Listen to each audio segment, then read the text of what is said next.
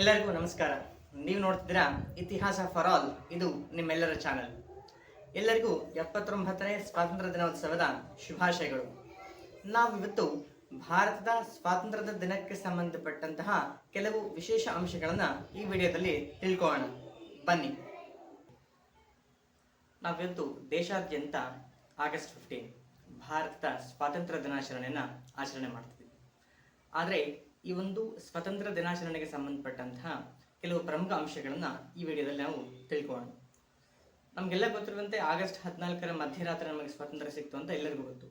ಆದರೆ ಈ ಸ್ವಾತಂತ್ರ್ಯ ಕೂಡ ಒಂದು ಶಾಸನದ ಮೂಲಕ ನಮಗೆ ಸಿಕ್ಕಿರ್ತಕ್ಕಂಥದ್ದು. ಅಂದರೆ 1773ರ ರೆಗ್ಯುಲೇಟಿಂಗ್ ಆ್ಯಕ್ಟ್ ಆಗಿರ್ಬೋದು, 1909ರ ಮಾರ್ಲಿಮೆಂಟ್ ಆ್ಯಕ್ಟ್ ಆಗಿರ್ಬೋದು, 1919ರ ಮಾಂಟೆಗೋ ಚೆಮ್ಸ್ಫೋರ್ಡ್ ಕಾಯ್ದೆ ಆಗಿರಬಹುದು, 1935ರ ಭಾರತ ಸರ್ಕಾರ ಕಾಯ್ದೆ. ಈ ಥರ ಭಾರತವನ್ನು ಆಳಲಿಕ್ಕೆ ಬ್ರಿಟಿಷರು ಯಾವ ಥರ ಹಲವು ಪ್ರಕಾರದ ಕಾಯ್ದೆಗಳನ್ನು ಪಾಸ್ ಮಾಡಿದ್ರು, ಅದೇ ಥರ ಭಾರತಕ್ಕೆ ಸ್ವತಂತ್ರ ನೀಡುವ ನಿಟ್ಟಿನಲ್ಲಿ ಕೂಡ ಒಂದು ಶಾಸನವನ್ನು ತಮ್ಮ ಬ್ರಿಟಿಷ್ ಪಾರ್ಲಿಮೆಂಟಲ್ಲಿ ಪಾಸ್ ಮಾಡಿದ್ರು. ಅದೇ 1947ರ ಭಾರತ ಸ್ವಾತಂತ್ರ್ಯ ಶಾಸನ.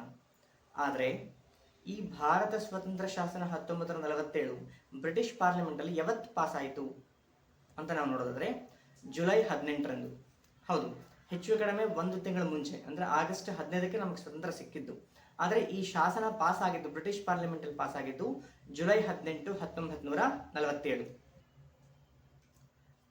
ಭಾರತಕ್ಕೆ ಸ್ವತಂತ್ರ ಸಿಕ್ಕಂತ ಸಂದರ್ಭದಲ್ಲಿ ಭಾರತದ ವೈಸ್ರಾಯ್ ಯಾರಾಗಿದ್ರು ಅಂತಂದ್ರೆ lord Louis Mount baton.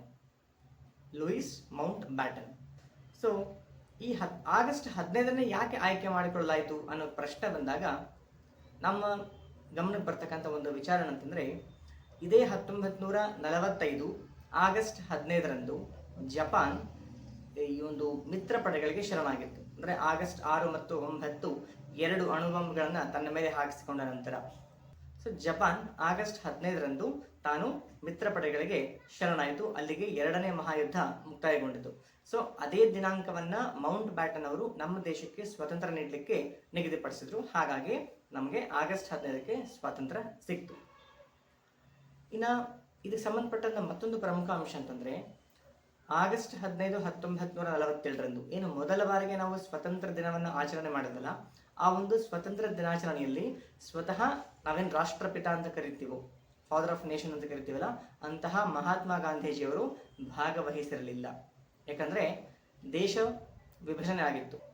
So Mahatma ಗಾಂಧೀಜಿಯವರು 1947 ಆಗಸ್ಟ್ 15ರ ಮೊಟ್ಟ ಮೊದಲ ಸ್ವಾತಂತ್ರ್ಯ ದಿನದಲ್ಲಿ ಆ ಒಂದು ಆಚರಣೆಯಲ್ಲಿ ಪಾಲ್ಗೊಂಡಿರಲಿಲ್ಲ. ಭಾರತಕ್ಕೆ ಸ್ವಾತಂತ್ರ್ಯ ಕೊಟ್ಟಂತ ಸಂದರ್ಭದಲ್ಲಿ ಆಗಿನ ಟೈಮ್ನಲ್ಲಿ ಇದ್ದಂತಹ ಬ್ರಿಟಿಷ್ ಪ್ರಧಾನಿ ಯಾರು ಅಂತ ನಾವು ನೋಡೋದಾದ್ರೆ ಕ್ಲೆಮೆಂಟ್ ಅಟ್ಲಿ. ಸೊ ಕ್ಲೆಮೆಂಟ್ ಅಟ್ಲಿ ಅವರು ಅಂದಿನ ಬ್ರಿಟನ್ನ ಪ್ರಧಾನಮಂತ್ರಿಗಳಾಗಿದ್ದರು. ಸೊ 1947ರ ಭಾರತ ಸ್ವಾತಂತ್ರ್ಯ ಶಾಸನದ ಪ್ರಮುಖ ಅಂಶಗಳು ಏನು ಅಂತ ನಾವು ನೋಡೋದಾದ್ರೆ, ಮೊದಲನೇದು ಹೆಸರೇ ಹೇಳುವಂತೆ ಭಾರತಕ್ಕೆ ಸ್ವಾತಂತ್ರ್ಯವನ್ನು ಕೊಡಬೇಕು. ಅದು ಇದರ ಮೊದಲ ಒಂದು ಉದ್ದೇಶ.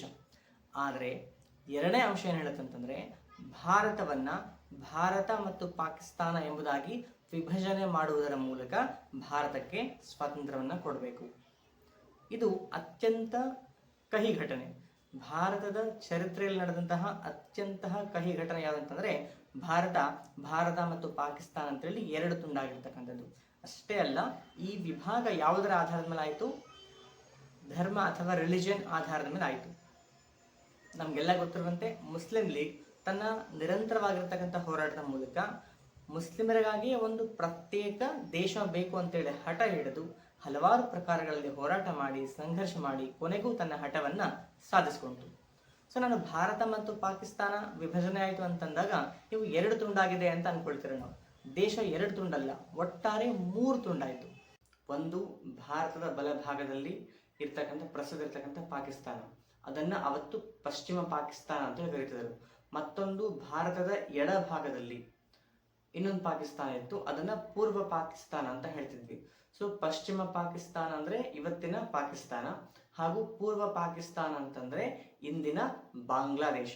ಸೊ ಸಿಂಪಲ್ ಆಗಿ ಭಾರತದ ಬಲಭಾಗದಲ್ಲಿ ಅಥವಾ ಪಶ್ಚಿಮದಲ್ಲಿ ಇರ್ತಕ್ಕಂಥದ್ದು ಪಾಕಿಸ್ತಾನ ಆದ್ರೆ, ಭಾರತದ ಎಡಭಾಗದಲ್ಲಿದ್ದಂತಹ ಒಂದು ಸಣ್ಣ ತುಂಡೇನಿತ್ತೋ ಅದನ್ನ ಅವತ್ತು ಪೂರ್ವ ಪಾಕಿಸ್ತಾನ ಅಂತ ಹೇಳ್ತಿದ್ರು.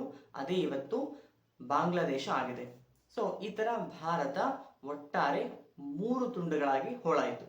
ಆದರೆ ಒಟ್ಟಾರೆ ಭಾರತ 3 ತುಂಡುಗಳು ಹಾಗೂ 2 ದೇಶಗಳಾಗಿ ವಿಭಜನೆ ಆಗೋದ್ರ ಮೂಲಕ ಭಾರತಕ್ಕೆ ಸ್ವಾತಂತ್ರ್ಯ ಸಿಕ್ತು. ಸೊ ಇದು ಅತ್ಯಂತ ಕಹಿ ಘಟನೆ, ಅದನ್ನು ನಾವು ಮರೆಯುವಂತಿಲ್ಲ. ಇನ್ನು 3ನೇ ಅಂಶ, ಈ ಒಂದು ಭಾರತ ಸ್ವಾತಂತ್ರ್ಯ ಶಾಸನದ 3ನೇ ಅಂಶ ಏನು ಅಂತ ನಾವು ನೋಡೋದಾದ್ರೆ ಸ್ಥಳೀಯ ರಾಜ್ಯ ಸಂಸ್ಥಾನಗಳು. ಸೊ ಸ್ಥಳೀಯ ರಾಜ್ಯ ಸಂಸ್ಥಾನಗಳು ಏನಿದ್ವಲ್ಲ ಆ ವಿಚಾರಕ್ಕೆ ಸಂಬಂಧಪಟ್ಟಂತಹ ಒಂದು ಅಂಶವನ್ನ ಈ ಒಂದು ಭಾರತದ ಸ್ವತಂತ್ರ ಶಾಸನದಲ್ಲಿ ನೋಡ್ತೀವಿ.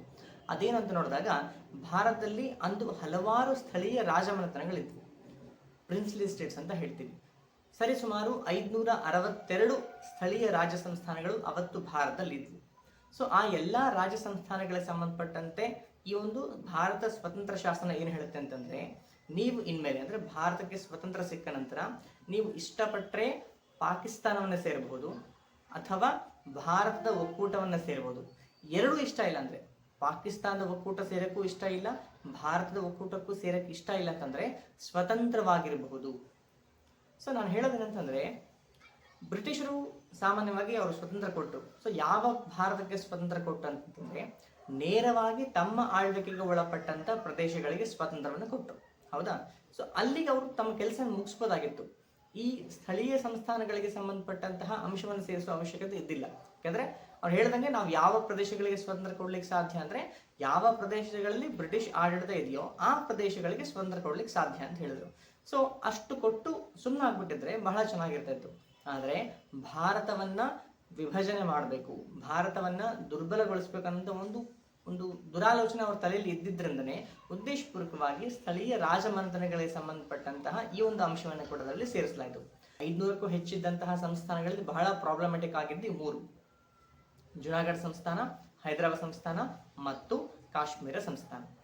ಸೊ ಈ ತರ ಈ 3ನೇ ಅಂಶ ಅಂದ್ರೆ ಏನ್ ಹೇಳಿದ್ನಲ್ಲ, ಒಂದು ಬೇಕಾದ್ರೆ ಪಾಕಿಸ್ತಾನದ ಒಕ್ಕೂಟವನ್ನು ಸೇರಬಹುದಾಗಿತ್ತು ಅಥವಾ ಭಾರತ ಒಕ್ಕೂಟವನ್ನು ಸೇರಬಹುದು ಅಥವಾ ಇಂಡಿಪೆಂಡೆಂಟ್ ಆಗಿರಬಹುದು. ಇಲ್ಲಿವರೆಗೂ ಹೆಂಗ್ ಸ್ವತಂತ್ರವಾಗಿದ್ರು ಅದೇ ತರ ಇನ್ ಮುಂದೆ ಕೂಡ ಸ್ವತಂತ್ರವಾಗಿರಬಹುದು ಅನ್ನೋದು ಒಂದು ಏನು ಅಂಶವನ್ನ ಆ ಒಂದು ಭಾರತ ಸ್ವತಂತ್ರ ಶಾಸನದಲ್ಲಿ ಸೇರಿಸಲಾಯಿತೋ ಅದು ನಮ್ಮ ದೇಶಕ್ಕೆ ದೊಡ್ಡ ಆಪತ್ತನ್ನು ತಂದೊಡ್ಡಿತು. ಎಕ್ಸಾಂಪಲ್ ಹೇಳೋದಾದ್ರೆ ಹೈದರಾಬಾದ್ ವಿಮೋಚನಾ ಹೋರಾಟ. ನಮಗೆಲ್ಲ ಗೊತ್ತಿರುವಂತೆ ಸರ್ದಾರ್ ವಲ್ಲಭಾಯ್ ಪಟೇಲ್ ಅವರು ಎಲ್ಲಾ ಸ್ಥಳೀಯ ಸಂಸ್ಥಾನಗಳನ್ನ ಭಾರತ ಒಕ್ಕೂಟದಲ್ಲಿ ಮರ್ಜ್ ಮಾಡಿದ್ರು ಅಥವಾ ವಿಲೀನಗೊಳಿಸಿದ್ರು. ಆ ನಿಟ್ಟಿನಲ್ಲಿ ದೊಡ್ಡ ಸವಾಲಾಗಿ ಪರಿಣಮಿಸಿದ್ದು ಹೈದರಾಬಾದ್ ಸಂಸ್ಥಾನ. ಸೊ ಅಂದಿನ ಹೈದರಾಬಾದ್ ನಿಜಾಮ್ ಆಗಿದ್ದಂತಹ ಮೀರ್ ಉಸ್ಮಾನ್ ಅಲಿ ಖಾನ್ ಅವರು ಭಾರತದ ಒಕ್ಕೂಟಕ್ಕೆ ಸೇರಕ್ಕೆ ಇಷ್ಟಪಡಲಿಲ್ಲ. ಅವರು ಸ್ವತಂತ್ರವಾಗಿ ಉಳಿಬೇಕಂತ ಪ್ರಯತ್ನ ಪಟ್ಟರು. ಅದಕ್ಕಿಂತ ಮುಂಚೆ ಪಾಕಿಸ್ತಾನ ಸೇರಬೇಕಂತ ಪ್ರಯತ್ನ ಪಟ್ಟರು. ಆದರೆ ಭೌಗೋಳಿಕವಾಗಿ ತುಂಬಾ ದೂರವಾಗಿದ್ದರಿಂದ ಅದು ಅಸಾಧ್ಯ ಅಂತ ಗೊತ್ತಾಗಿ ಸ್ವತಂತ್ರವಾಗಿ ಉಳಿಯುವಂತ ಒಂದು ಪ್ರಯತ್ನವನ್ನು ಅವ್ರು ಮಾಡಿದ್ರು. ಹಾಗಾಗಿ ಮತ್ತದು 1 ವರ್ಷಗಳ ಕಾಲ ಪ್ರಕ್ರಿಯೆ ಮುಂದುವರಿತು. 1948 ಸೆಪ್ಟೆಂಬರ್ 17ಕ್ಕೆ ಆ ಒಂದು ಹೈದರಾಬಾದ್ ಸಂಸ್ಥಾನ, ಅಂದು ಭಾರತದಲ್ಲಿದ್ದಂತಹ ಹಲವಾರು ರಾಜಮನೆತನಗಳಲ್ಲಿ ಅತ್ಯಂತ ದೊಡ್ಡ ಸಂಸ್ಥಾನ ಏನಂತಂದ್ರೆ ಹೈದರಾಬಾದ್ ಸಂಸ್ಥಾನ ಆಗಿತ್ತು. ಸೊ ಅಂತ ಸಂಸ್ಥಾನ 1948 ಸೆಪ್ಟೆಂಬರ್ 17ರಂದು ಭಾರತದ ಒಕ್ಕೂಟಕ್ಕೆ ವಿಲೀನ ಆಯಿತು. ನಾವು ಹೇಳ್ತೀವಿ ಭಾರತದ ಒಂದು ಕಡೆ ಪಾಕಿಸ್ತಾನ ಇದ್ರೇನೆ ಭಾರತಕ್ಕೆ ಇಷ್ಟೊಂದು ಸಮಸ್ಯೆಗಳು, ನಮ್ಮ ಆರ್ಥಿಕತೆ ಮೇಲೆ ಕೂಡ ತುಂಬಾ ಪರಿಣಾಮವನ್ನು ಬೀರುತ್ತೆ. ನಾವು ನಮ್ಮ ಭದ್ರತೆಗೋಸ್ಕರನೇ ಆ ಬಾರ್ಡರ್ ಸೆಕ್ಯೂರಿಟಿಗೋಸ್ಕರನೇ ಎಷ್ಟೋ ಸಾವಿರಾರು ಕೋಟಿಗಳನ್ನ ಖರ್ಚು ಮಾಡುವಂತ ಪರಿಸ್ಥಿತಿ ನಮ್ಗೆ ಒದಗಿ ಬಂದಿದೆ. ಇನ್ನ ಸ್ವಲ್ಪ ಊಹೆ ಮಾಡ್ರಿ, ಭಾರತದ ಮಧ್ಯಭಾಗದಲ್ಲಿ ಅಥವಾ ಭಾರತದ ಹೃದಯ ಭಾಗ ನಾವೇನೇಂತೀವೋ, ಸೊ ಭಾರತದ ಮಧ್ಯಭಾಗದಲ್ಲಿ ಇನ್ನೊಂದು ಪಾಕಿಸ್ತಾನ ಇದ್ದಿದ್ರೆ ಪರಿಸ್ಥಿತಿ ಏನಾಗಿದ್ದಿರಬಹುದು ಅನ್ನೋದನ್ನ ನಾನು ನಿಮ್ಮ ಊಹೆಗೆ ಬಿಡ್ತಾ ಇದ್ದೀನಿ.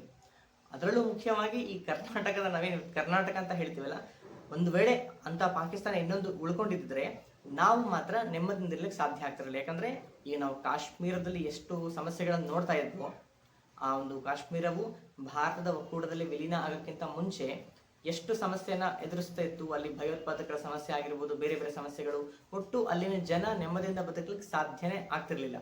ಸೊ ಅಂತಹದ್ದೇ ಪರಿಸ್ಥಿತಿ ಹೆಚ್ಚು ಕಡಿಮೆ ಇವತ್ತಿನ ಕರ್ನಾಟಕ ಮತ್ತು ಸುತ್ತಮುತ್ತಲ ಭಾಗದಲ್ಲೂ ಕೂಡ ಖಂಡಿತವಾಗ್ಲೂ ಇರ್ತಾ ಇತ್ತು. ಆಗ ನಾವು ನೆಮ್ಮದಿಯಿಂದ ಇರಲಿಕ್ಕೆ ಸಾಧ್ಯನೇ ಇರ್ತಾ ಇರಲಿಲ್ಲ. ಹಾಗಾಗಿ ನಾವೆಲ್ಲರೂ ವಿಶೇಷವಾಗಿ ಸರ್ದಾರ್ ವಲ್ಲಭಾಯ್ ಪಟೇಲ್ ಅವರಿಗೆ ಕೃತಜ್ಞತೆಗಳನ್ನ ಸಲ್ಲಿಸಲೇಬೇಕು.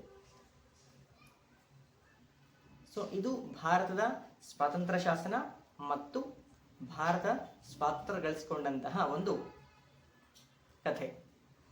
ಇದು ನಿಮ್ಗೆ ಇಷ್ಟ ಆಗಿದೆ ಅಂತ ಅನ್ಕೊಳ್ತೀನಿ. ಧನ್ಯವಾದ.